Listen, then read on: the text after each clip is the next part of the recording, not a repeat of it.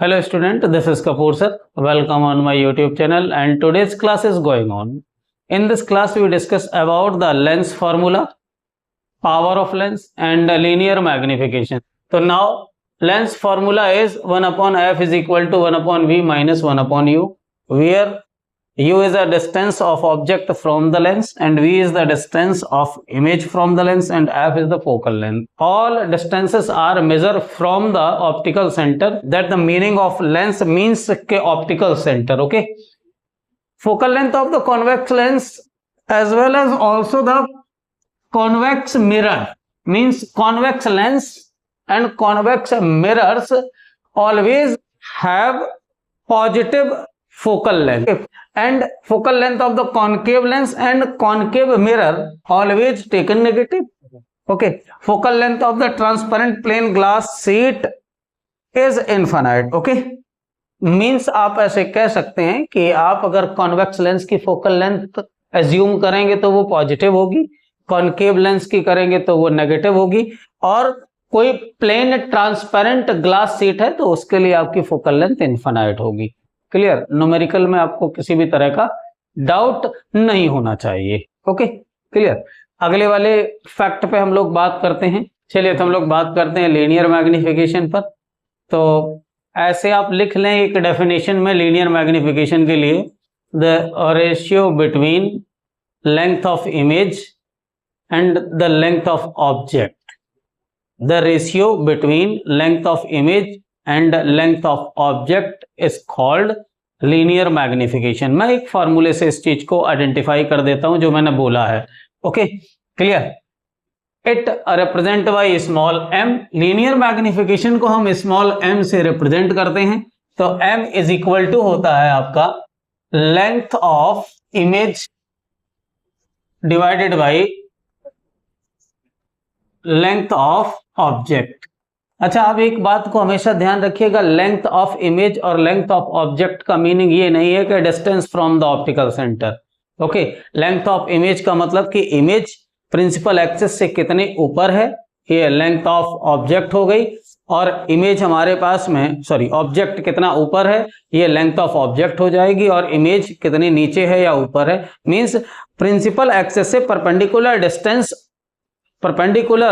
Distance of the object. Principal axis से perpendicular distance of the object is the length of object and perpendicular distance of image is length of the image. तो इस बात पे confusion बिल्कुल होने की जरूरत नहीं है. डिस्टेंस ऑफ द इमेज और object from the optical centre is other things and length of the object and image is other things. Okay, clear? तो यहां से हम लोग लेंथ ऑफ इमेज को आई से रिप्रेजेंट करेंगे और लेंथ ऑफ ऑब्जेक्ट को ओ से रिप्रेजेंट करेंगे. आपके सिलेबस में कहीं पे H1 H2 से रिप्रेजेंट है या H से रिप्रेजेंट है. मैं चाहता हूं कि ये इमेज का आई लर्न करने में इजी रहेगा, ऑब्जेक्ट का ओ लर्न करने में मिस्टेक कम होगी, और न्यूमेरिकल में जितनी भी कम मिस्टेक हो उतना ही अच्छा है आपके लिए. क्लियर? अच्छा, एक यू वी का भी रिलेशन इसके साथ होता है. जैसे मिरर के लिए m is equal to I upon O is equal to minus V upon U था, तो यहां पर ये रिलेशन थोड़ा सा अपडेट हो जाता है. m is equal to I upon O is equal to V upon U. Okay, clear? तो अब आपके पास में दो फार्मूले हो गए. एक अभी आपने पढ़ लिया है lens formula 1 upon F is equal to 1 upon V minus 1 upon U, और ये आपके पास में लीनियर मैग्निफिकेशन हो गया कि m is equal to I upon O is equal to V upon U. अच्छा, लीनियर मैग्निफिकेशन का मतलब ये कि जो इमेज बड़ी और क्लियर बनती है वो हाईली मैग्नीफाइड होती है, जिसमें m की वैल्यू ज्यादा होती है.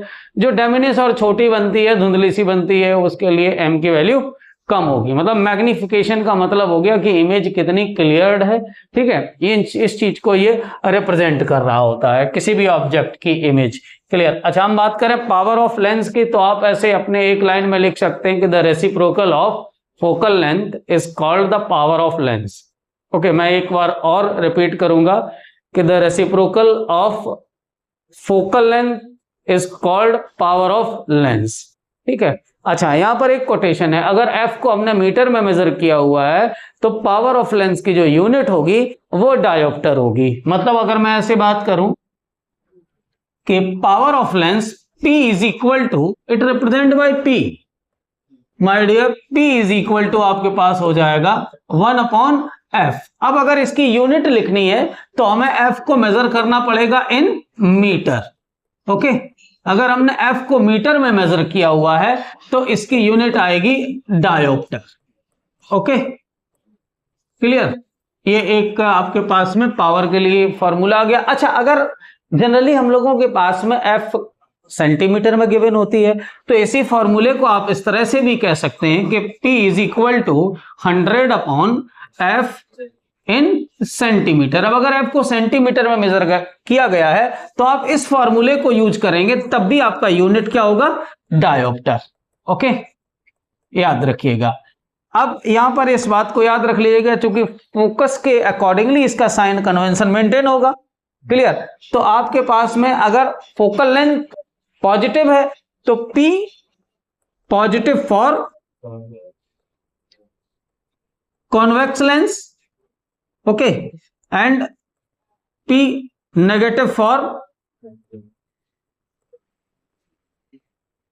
Concave lens. ओके, पूरा न्यूमेरिकल का एक सेटअप जो लेंस से जुड़ा था वो लगभग हम लोगों ने अचीव कर लिया। एक बहुत छोटा सा कॉन्सेप्ट जिसको हम लोग बोल सकते हैं कि स्नेल्स लॉ में जो हम लोगों ने डिस्कशन किया था वो मैं एक बार फिर से लिखना चाहूंगा, ठीक है, और इसके मतलब प्रॉपर रिलेशन को लिखना चाहूंगा कि sine I upon sine R is equal to 1 n2 means n2 upon n1 is equal to v1 upon v2 is equal to lambda 1 upon lambda 2, where lambda is the wavelength of light and v is the velocity of light. Okay, अलग अलग तरीके से हम लोग console करेंगे इन चीजों को, different type की चीजों को। और एक बात आप याद करके जानते रहिएगा कि 2n1 is equal to 1/1n2, मतलब ये रेसिप्रोकल रिलेशन होता है।